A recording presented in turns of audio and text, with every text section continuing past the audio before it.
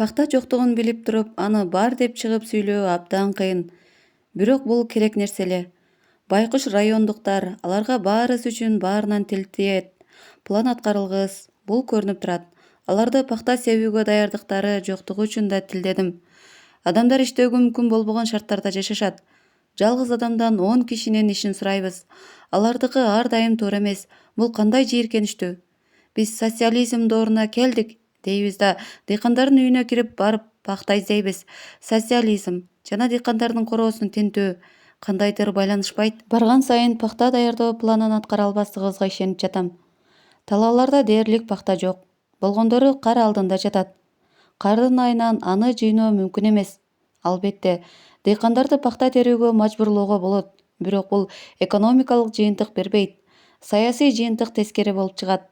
Дыйкандар дагы алдамчылык саясатын түшүнө башташты жана алдай башташты. Базаркоргон Кыргызстандын түштүгүндөгү пакта өскөн райондордун чоңураагы. Райондо улуттук мамилелер чатышкан абалда. Район дайым басмачы жигиттерин даярдап чыгарып турган. Совет бийлиги акылы бар эси жок. Балким бул адамдардан келечекте жакшы кызматкерлер чыгышар, бирок алар азыркы ээлеген абалына жооп бере алышпайт. Аларды ким менен алмаштырса болот? Биз кадрларды жаратпайбыз, биз катуу угулат. Мында биздин кулчулук өткөнүбүз жана көз каранды азыркыбыз көбүрөөк күнөөлүү го. Район пакта деп аталган булалуу алтын берет. Бирок райондун жашоочулары крепосттук кыштактын жашоочуларындай кедей.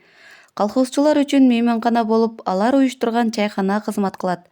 Мени ушул мейманканага жайгаштырышты. Тозоктогудай суук болду. Алар от жагышты. Боз үйдөгү жана лачыктагы отко жагылган отундарды карап отуруп, мен жашоо жөнүндө, биздин жашообуз мына ушул отунга окшоп күрөштө күйүп баратканын ойлодум. Ооба, күйүп баратат. Таң калыштуу.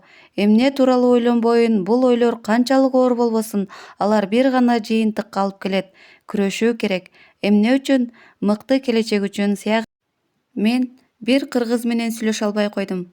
Ал өзбекче сүйлөйт экен. Бирдиктүү Кыргызстан жок. Болбойт дагы. Керек дагы эмес. Эң башкысы, алар бузулган кыргыз тилинде сүйлөгөн эмес, адамдык шартта жашаганында. Бул алда канча маанилүү. Кайсы бир ойчул айткандай, бардыгын кандайдыр бир убакытка, кээ бирлерин ар дайым алдоого болот, бирок бардыгын ар дайым алдоого мүмкүн эмес. Дыйкандарды ар дайым алдоо абалында болушубуз мүмкүнбү? Ошенткенге болобу? Секубаев бир окуяны айтып берди. Өзбекстандын Избаскен районундагы райондук кызматкерлер милиционерлердин жардамы менен дыйкандарды кар алдынан пакта жыйноого мажбурлашат. Жарым сааттан кийин дыйкандар жумуштан баш тартышып, мындай дешет: мындай зордукту биздин ата-бабаларыбыз бир дагы бийликтин тушунда көрүшкөн эмес. Алдамчылардын бийлиги гана бизди суук тийүүдөн өлүүгө мажбурлоого жөндөмдү. Азырынча мынтип азчылык айтып турганы да жакшы. Эгерде мынтип көпчүлүк айта баштаса эмне болот?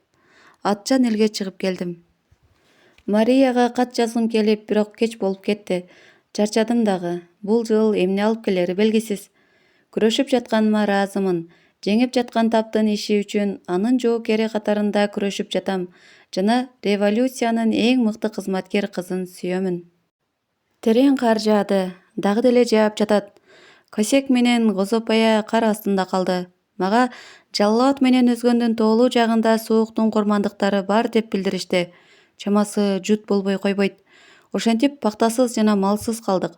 Жалал Абадтыктар себүү иштерине дагы даярданышпады. Жер аянтынын эсебин туура эмес алышыптыр. Кетирилген катачылыктарды көрүп, баяндамачыдан туурабы деп сураган сайын ал туура деп жооп берип жатты. Кармана албастан Россиядагы эң белгилүү сөздү айтып жибердим. Ошко түнкү саат 1-де келдим. Кар жаап жатат. Жут болбос бекен.